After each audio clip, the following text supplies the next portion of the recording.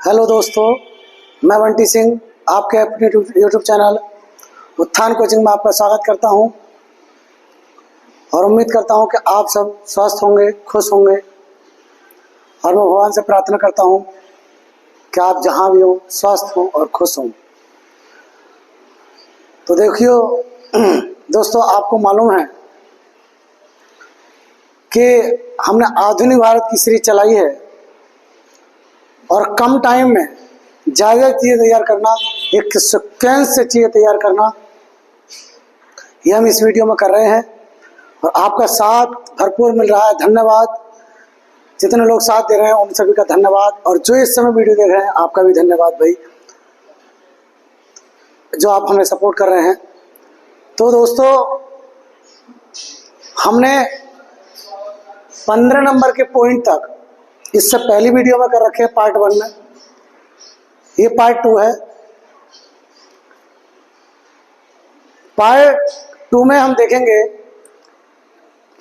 हमने अगर हम थोड़ा सा रिवाइज करें कल का, तो हमने 1857 क्रांति, फिर पहली बार जनगणना कब हुई, फिर नियमित जनगणना की शुरुआत कब हुई, 1893 में शिकागो सम्मेलन, गांधी जी का अफ्रीका जाना, गणेश उत्सव की शुरुआत, 95 में शिवाजी उत्सव की शुरुआत,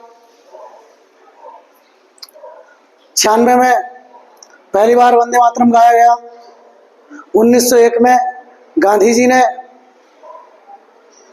कांग्रेस के अधिवेशन में भाग लिया, 1905 में बंगाल विभाजन हो गया, 1906 में मुस्लिम लीग की स्थापना हो गई, 1907 में कांग्रेस का विभाजन हो गया नरम दल और गरम दल में, 1908 में मुस्लिम लीग ने पृथक निर्वाचक मंडल की मांग कर दी, 1909 में पृथक निर्वाचक मंडल की मांग को स्वीकार कर लिया गया, मार्ले मिंटो सुधार आया, 1911 में दिल्ली दरबार का आयोजन हुआ, बंगाल विभाजन को रद्द कर दिया गया और दिल्ली को राजधानी बनाने की घोषणा की गई। 1912 में दिल्ली को राजधानी बना दी गई, दिल्ली को राजधानी बना दिया गया। 1913 में, अब यहां से आगे को हम पढ़ते हैं, हमने यहीं तक दिल्ली को राजधानी बनाया था, इससे आगे को पढ़ते हैं। तो दोस्तों, पहला पॉइंट देख रहे हैं आप, 1913 गदर पार्टी की स्थापना, गदर पार्टी की स्थापना, ठीक, लाला हरदयाल, सोहन सिंह भाखना। 1913 में लाला हरदयाल ने भारत के बाहर अमेरिका के सैन फ्रांसिस्को में, अमेरिका के सैन फ्रांसिस्को में लाला हरदयाल ने गदर पार्टी की स्थापना करी और इसके प्रथम अध्यक्ष सोहन सिंह भाखना को बनाया गया। सोहन सिंह भाखना। दूसरे एक साथी और रहे हैं, अगर आपको याद है तो कमेंट करिए। ठीक, चलिए, तो गदर पार्टी की स्थापना सैन फ्रांसिस्को, लाला हरदयाल, सोहन सिंह भाखना। 1914 में दो घटनाएं हुई। पहली घटना होती है प्रथम विश्व युद्ध की शुरुआत हो गई। दोस्तों, अगर आपको ध्यान हो तो प्रथम विश्व युद्ध की शुरुआत हो गई 1914 में, ठीक, और कामागाटा मारू घटना हुई। अब आप ये कहोगे कामागाटा मारू घटना क्या थी, तो मेरे दोस्तों, कामागाटा मारू एक जहाज का नाम था, ठीक, जो हांगकांग से कनाडा जा रहा था और उसको उस बंदा वहां पर ठहरने नहीं दिया था, वहां प्रवेश करने से मना कर दिया था। इसलिए जो जहाज था वो भारत के बजबज बंदरगाह पर आया और इस समय प्रथम विश्व युद्ध की शुरुआत हो गई थी। तो यहाँ के सिपाहियों ने, अंग्रेज सिपाहियों ने जहाज में से लोगों को उतरने नहीं दिया और इसी बात को लेकर के इसी बात को लेकर के जो यात्री थे उनमें और जो पुलिस के लोग थे उनमें हुक्काताकी हो गई। और मेरे दोस्तों, हुआ क्या कि यहाँ कुछ यात्रियों की मौत हो गई। ये घटना इतिहास में दर्ज हो गई क्योंकि दुख भरी घटना थी ये। उसके बाद 1915 में गांधी जी वापस आ गए। आपको मालूम है गांधी जी अफ्रीका कब गए थे? गांधी जी अफ्रीका गए कब थे? याद है? अगर आपको याद है तो 1893 में गांधी जी अफ्रीका गए थे। क्यों गए थे? दादा अब्दुल्ला का मुकदमा लड़ने के लिए गए थे। दादा अब्दुल्ला कौन थे? तो दादा अब्दुल्ला एक व्यापारी थे, ठीक। उनका मुकदमा लड़ने के लिए कहाँ गए थे? ये दक्षिण अफ्रीका गए थे। अब वहाँ इन्होंने बहुत सारे काम किए, ठीक है। जब हम गांधी को पढ़ेंगे तो एक एक बात के बारे में पढ़ेंगे कि गांधी जी ने वहाँ क्या क्या किया। तो मेरे साथियों, अफ्रीका से वापस आ गए 9 जनवरी 1915। 9 जनवरी 1915 को गांधी जी वापस आ गए, इसलिए 9 जनवरी को प्रवासी दिवस के रूप में मनाया जाता है, ठीक। गांधी जी वापस आ गए अफ्रीका से। क्वेश्चन ये पूछा जाता है, गांधी जी अफ्रीका में कितने वर्ष रहे? गांधी जी अफ्रीका में कितने वर्ष रहे? तो दोस्तों, मैंने आपको बताया 1893 में अफ्रीका गए और 1915 में वापस आए हैं। ये कमेंट करके बताइए कितने साल वो अफ्रीका में रहे। ये तो बता ही सकते हो, इतनी कैलकुलेशन तो कर ही सकते हो। क्वेश्चन आप पूछा हुआ है दोस्तों, इसलिए ध्यान रखना। अगला, लखनऊ पैक्ट 1916। 1916 में लखनऊ पैक्ट हुआ या लखनऊ समझौता के नाम से जाना जाता है।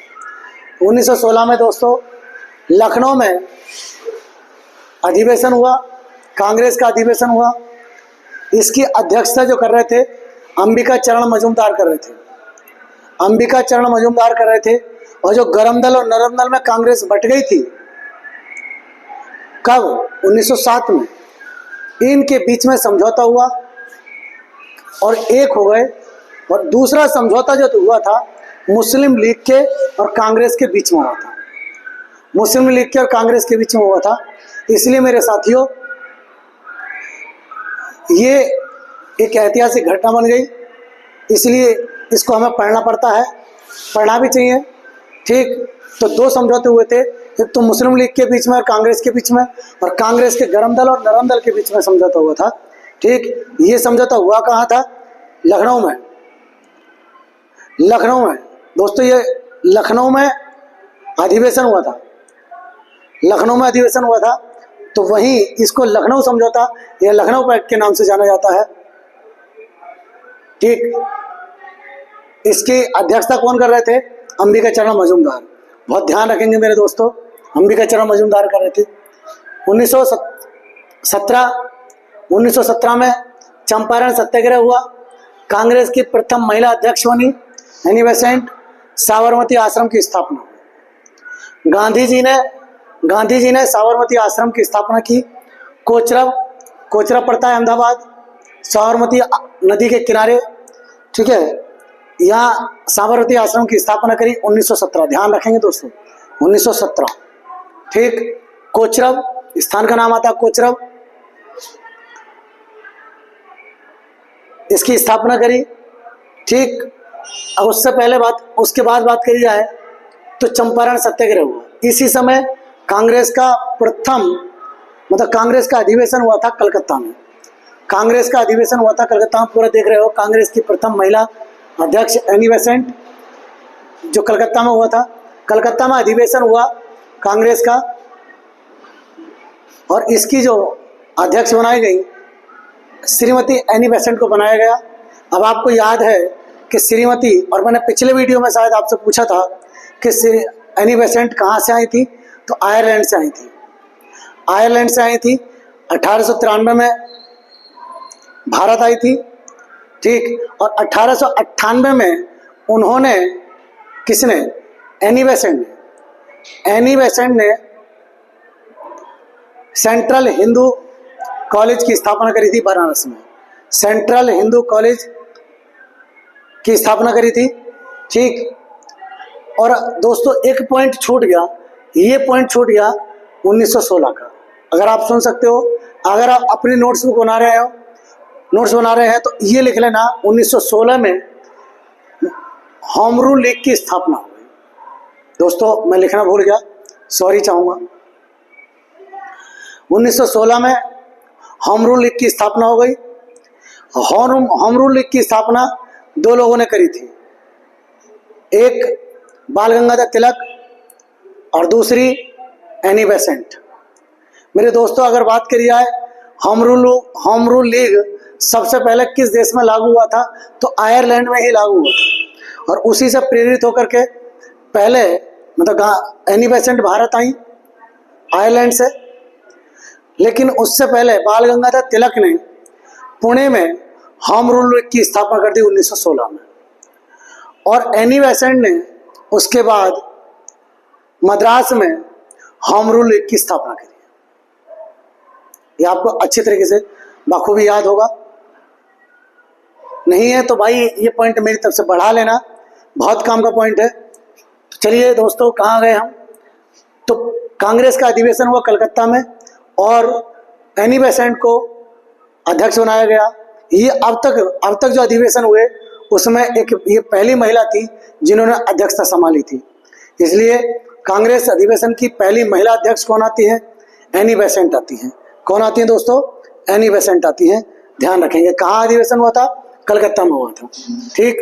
अब आता है चंपारण सत्याग्रह। ये चंपारण कहाँ पड़ता है, चंपारण जो जगह है बिहार में पड़ती है। दोस्तों अगर बात करी जाए तो चंपारण में ऐसा क्या था, क्या हो गया था, तो यहाँ किसान आंदोलन कर रहे थे, किसानों का आंदोलन था ये। वजह क्या थी कि जो अंग्रेज थे नील की खेती करवा रहे थे जबरदस्ती, ठीक, जिसे आप सुनते हैं 3 कठिया पद्धति। 3 कठिया पद्धति का मतलब यह है कि 3/20 भाग पर नील की खेती करना जरूरी है। और जिस जमीन में नील की खेती हो जाती थी वो भूमि अनुपजाऊ हो जाती थी, बंजर हो जाती थी, बेफसल नहीं होती थी। इसलिए जो भारतीय किसान था खेती करने से बचता था। दूसरी बात, उसको नील का उतना पैसा भी नहीं मिल पाता था जितना मिलना चाहिए था, उस हिसाब से किसान परेशान था। उससे पहले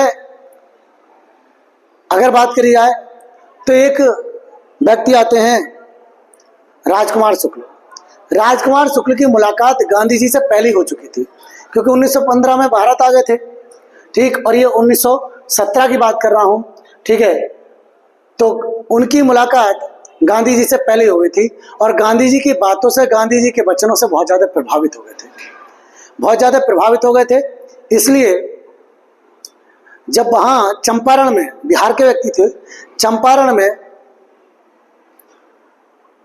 ये आंदोलन जब हो रहा था तो उन्होंने गांधी जी को बुलवाया। तो क्वेश्चन पूछा जाता है कि गांधी जी को बुलाने वाला व्यक्ति कौन थे, ठीक है। तो वो व्यक्ति थे राजकुमार शुक्ल। यही गांधी जी ने आकर के अंग्रेजों से बात करी और क्या हुआ, इस आंदोलन को समाप्त कर दिया। जो चंपारण सत्याग्रह था, क्या हुआ, नील की खेती बंद कर दी, बंद हो गई इस समय, और लगान भी नहीं वसूला गया। मेरे साथियों, उसके 2 कारण थे। उसके 2 कारण ये थे कि जर्मनी ने भारत से अच्छी नील बना ली थी। इसलिए गांधी जी ने बात करी तो अंग्रेजों को विकल्प तैयार था कि अच्छी नील, भारत से अच्छी नील हम जर्मनी से खरीद लेंगे, ठीक है। इसलिए गांधी जी एक अच्छे नेता के रूप में उभर रहे थे उस समय। तो गांधी जी को मानते हुए और ये कर लिया, अंग्रेजों ने उधर शिफ्ट कर लिया अपना सिस्टम। तो लोगों को ये लगा कि गांधी जी के कहने से ऐसा हो गया, इसलिए लोगों ने, खासकर मैं कहूँगा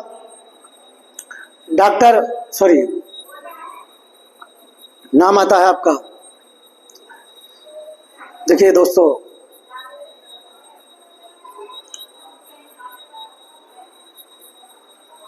रविन्द्रनाथ टैगोर ने महात्मा गांधी जी को महात्मा की उपाधि से नवाजा कि आप तो एक महान आत्मा हैं, ठीक है। तो गांधी जी ने कहा नहीं गुरुदेव, ऐसा नहीं है। तो गांधी जी ने उनको गुरुदेव की उपाधि दी रविन्द्रनाथ टैगोर को, और रविन्द्रनाथ टैगोर ने उनको महात्मा की उपाधि दी, ठीक। और भाई यहाँ से सिस्टम आगे चलता रहा, ये केस निपट गया। यहाँ से आगे आपको पता ही है साबरमती आश्रम की स्थापना हो गई। डिटेल में पढ़ेंगे, जब सारी चीज़ों को इनको पढ़ लेंगे आप, तो एक एक चीज़ डिटेल में पढ़ेंगे, एक एक चीज़ डिटेल में बात करेंगे, ठीक। लगातार चैनल पर बने रहिए आप, चैनल को सब्सक्राइब कर लीजिए और अपने साथियों को भी शेयर कीजिए, सपोर्ट कीजिए चैनल को, तो जिससे कि मैं चीज़ें अच्छी से अच्छी कर पाऊँ, क्योंकि मुझे प्रोत्साहन मिलेगा और मैं चीज़ों को अच्छे से अच्छे कर पाऊँगा। चलिए, उसके बाद दोस्तों 1918 डेट आती है, सन आती है। 1918 में खेड़ा सत्याग्रह हुआ, मिल मजदूर सत्याग्रह हुआ और प्रथम विश्व युद्ध की समाप्ति हुई। अब आपको पता है प्रथम विश्व युद्ध शुरू कब हुआ था? प्रथम विश्व युद्ध कब शुरू हुआ था? तो देखो 1914 में शुरू हुआ था और समाप्त कब हुआ था? 1918 में। खेड़ा सत्याग्रह हुआ 1918 में। खेड़ा सत्याग्रह क्या होता? ये भी किसान का सत्याग्रह था, किसान का था। यहाँ क्या था कि यह किसान आंदोलन कर रहे थे। आंदोलन करने की वजह ये थी कि यहाँ जो अंग्रेज थे वो जबरदस्ती का लगान वसूल रहे थे। नियम ये था कि जहाँ खेती अच्छी होगी, जहाँ से फसल होगी, वहाँ से लगान वसूला जाएगा, लेकिन जहाँ खेती नहीं होगी वहाँ से लगान नहीं वसूला जाएगा। इस समय कुछ जगह अकाल पड़ गया था, तो कुछ जगह खेती नहीं थी, लेकिन अंग्रेज फिर भी वहाँ से लगान वसूल रहे थे। गांधी जी यहाँ से प्रसिद्ध हो चुके थे चंपारण से, तो लोगों ने गांधी जी को बुलाया, गांधी जी ने बात करी और इस केस को भी आराम से निपटा दिया। अंग्रेजों से बात करी, ठीक है, और जहाँ खेती नहीं हुई थी वहाँ लगान नहीं वसूला गया। तो गांधी जी की बात को, ऐसा लगता है लोगों को लगा कि गांधी जी की बात को माना गया और माना भी गया। उसके बाद एक मिल मजदूर सत्याग्रह हुआ। मिल मजदूर सत्याग्रह क्या था?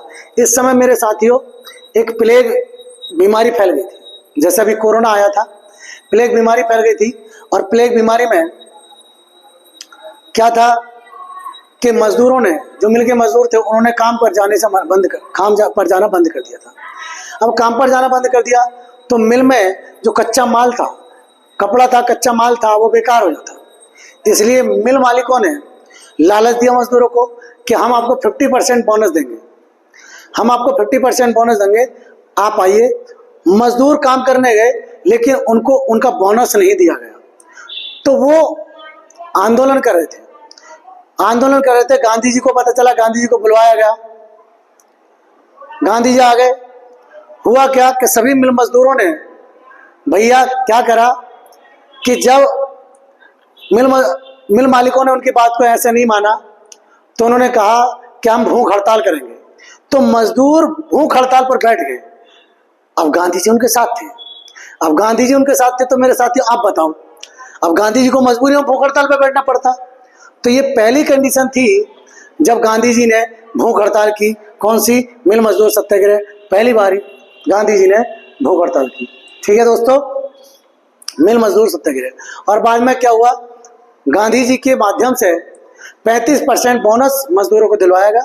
बहुत सारी और बातें हुई, लेकिन अगर मोटी मोटी बात करी जाए तो 35% बोनस दिलवा करके और मजदूरों को संतुष्ट कर दिया गया। तो यहाँ से गांधी जी की और चर्चाएं होने लगी। प्रथम विश्व युद्ध की समाप्ति हो गई, ठीक। अब देखिए मेरे दोस्तों, आगे क्या आता है? 1919। यहां मॉन्टेग्यू चेम्सफोर्ड सुधार आया। आपने देखा था 1909 में आया था मार्ले मिंटो सुधार। और मैंने ये बताया था कि मार्ले जो था वो भारत का सचिव था, जो मिंटो था वो भारत का वायसराय था। उसी प्रकार मॉन्टेग्यू चेम्सफोर्ड सुधार आया कि चेम्सफोर्ड जो थे भारत के वायसराय थे, और जो मॉन्टेग्यू थे उस समय ब्रिटेन में भारत के सचिव थे। तो ये क्या क्या सुधार हुआ है भारत में, 10 साल के अंतराल पर ये आता था, 10 साल के अंतराल पर आता था, क्या क्या सुधार हुआ है ये जांच करने के लिए आता था। लेकिन साथियों, ये सुधार आया 1919 में ही रोलेट एक्ट भारत आया। रोलेट एक्ट भारत आया, आप बड़ी अच्छी तरीके से जानते हैं रोलेट एक्ट को, कि रोलेट एक्ट एक गांधी जी ने उसको काला कानून कहा है। बिना अपील, बिना दलील और बिना वकील का कानून कहा गया। बिना अपील, आप अपील नहीं कर सकते, बिना दलील नहीं कर सकते, बिना वकील, और कोई वकील नहीं कर सकते। जिसको शक, जिस पर शक लगेगा उसको पुलिस गिरफ्तार कर लेगी, अंग्रेज पुलिस गिरफ्तार कर लेगी और जेल में डाल देगी। और मेरे दोस्तों, हुआ क्या कि इसी शक के दायरे में सैफुद्दीन, पंजाब में सैफुद्दीन किचलू और सत्यपाल मलिक को गिरफ्तार कर लिया गया। रोलेट एक्ट के तहत पंजाब में सत्यपाल मलिक और सैफुद्दीन किचलू, इन दो व्यक्तियों को गिरफ्तार कर लिया गया। इसके विरोध में सभी लोगों ने, पंजाब में अधिकतर सिख हैं, पंजाब में सिख संप्रदाय के लोगों ने, मतलब पंजाब के सभी लोगों ने एक मीटिंग करने की बात करी कि अंग्रेज ऐसा करेंगे तो मामला खराब हो जाएगा। हम सब मिलकर एक मीटिंग करते हैं और एक रैली निकालेंगे, शांतिपूर्वक रैली निकालेंगे। और सभी से कहा गया कि 13 अप्रैल 1919 को, ठीक है, ये कब आया था रोलेट एक्ट? 19 मार्च 1919 को। 19 मार्च 1919 को रोलेट एक्ट भारत आया था और 13 अप्रैल 1919 को जलियांवाला बाग में मीटिंग की बात रखी गई थी। शाम को 4:30 बजे की बात थी। सभी लोगों को ये सूचना अंधेरे दी जा रही थी, जिसमें से एक व्यक्ति था हंसराज मेहता। हंसराज मेहता को ये बात पता चली, वो अंग्रेजों का गुलाम समझ लो, अंग्रेजों का चापलूस समझ लो, कुछ भी समझ सकते हो, या लालच उसको आ गया कि अंग्रेजों के पक्ष में कुछ कहूँगा तो अंग्रेज मुझे कुछ इनाम देंगे। उस हंसराज मेहता ने ये बात अंग्रेजों से जाके कह दी कि 13 अप्रैल को बैसाखी के दिन शाम को 4:30 बजे एक बहुत बड़ी मीटिंग होने वाली है, हो सकता है आपके विरोध में कुछ कर रहे हो। अंग्रेजों को ये बात पता चला, जब अंग्रेजों को ये बात पता चली तो भैया अंग्रेजों ने हंसराज मेहता को कुछ इनाम दिया, बोले तुम जाओ, तुम्हारी छुट्टी। दुख की बात यह है कि जिस प्रकार से लोग आने शुरू हो गए जलियांवाला बाग में, जो जलियांवाला बाग था एक बाग था पूरा, और ये एक जल्दी नामक व्यक्ति की संपत्ति थी, इसमें इकट्ठा होना शुरू हो गए। जब इकट्ठा होना शुरू हो गए मेरे साथियों, तो पुलिस, जो जनरल डायर था, पुलिस को लेकर के बाग में आ गया और गोली चलाने का आदेश दे दिया। अंधाधुंध गोलियां चलाई गई। एक गेट था, छोटा सा गेट, ऊंची दीवारें, लोग भाग भी नहीं पाए। ऐसा बताया जाता है कि जब रिपोर्ट आई और पूछा गया कि आपने भागने का मौका क्यों नहीं दिया, तो कहा कि हमने 3 मिनट दिए थे कि 3 मिनट में जो व्यक्ति यहाँ से निकलना चाहता है निकल जाए। लेकिन सच्चाई कुछ और थी मेरे साथियों। सच्चाई थी कि उन्होंने सिर्फ 3 सेकंड कहे थे, ठीक है। अब 3 सेकंड आप जानते हो कि 3 सेकंड में व्यक्ति उठ भी नहीं पाता, और अंधाधुंध फायरिंग की गई, लोगों पर गोलियां बरसाई गई। कुछ लोग वहां जो कुआं था उस कुएं में कूद गए, और अगर बंदूक खाली हो गई तो बंदूक और मंगवाई गई, और कुएं में जो कूदे हुए लोग थे उन पर गोलियां बरसाई गई। मेरे साथियों, बहुत ज्यादा नरसंहार हुआ। इस घटना को लेकर के क्या हुआ, इस घटना को लेकर के जांच समिति बनाई गई। एक समिति थी हंटर कमेटी और दूसरी थी आपकी तहकीकात कमेटी। जो हंटर कमेटी थी वो अंग्रेजों की तरफ से थी और जो तहकीकात कमेटी थी वो भारतीयों की तरफ से थी। हंटर कमेटी की जो रिपोर्ट थी वो मेरे साथियों, रिपोर्ट ये थी कि 379 लोग मारे गए हैं और 1000 लोग घायल हुए हैं। जबकि तहकीकात कमेटी जो भारतीयों की तरफ से थी, उस रिपोर्ट का कहना था कि 1000 लोग मारे गए हैं, 1200 के लगभग लोग मारे गए हैं और 3000 लोग घायल हुए हैं। अगर दोस्तों अगर आपको पता है तो बताइए तहकीकात कमेटी के अध्यक्ष कौन थे। ठीक, ये घटना हुई, उसके बाद जलियांवाला बाग हत्याकांड पूरा हो गया। ठीक है, और इसी समय खिलाफत आंदोलन हुआ। तो दोस्तों, खिलाफत आंदोलन के बारे में नेक्स्ट वीडियो में पढ़ेंगे और आगे की वीडियो पढ़ेंगे। ठीक है, चलिए, अगर वीडियो पसंद आई है तो मेरे साथियों मैं बार बार यही कहूँगा कि आप वीडियो को लाइक कीजिए, चैनल को सब्सक्राइब कीजिए, अपने साथियों को शेयर कीजिए और चैनल को सपोर्ट कीजिए। आपसे रिक्वेस्ट है। चलिए मिलते हैं नेक्स्ट वीडियो में। जय हिंद, जय भारत।